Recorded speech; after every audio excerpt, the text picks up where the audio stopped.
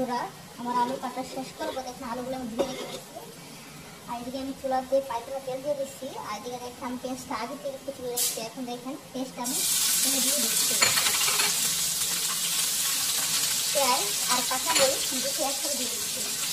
আর এখন আমি হালকা একটু নেড়ে চেড়ে নিচ্ছি।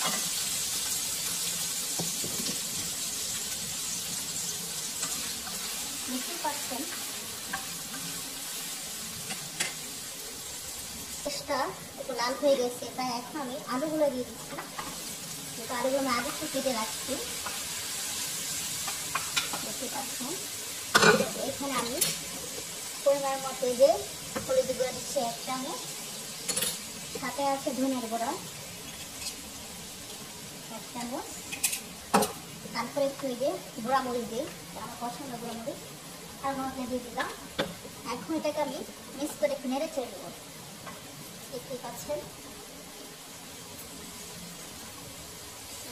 আমি আলু ভাজিটা এখন বসিয়ে দিচ্ছি, কারণ আমি এটা একটু কম্বুসা বানাবো, আগে বলছি।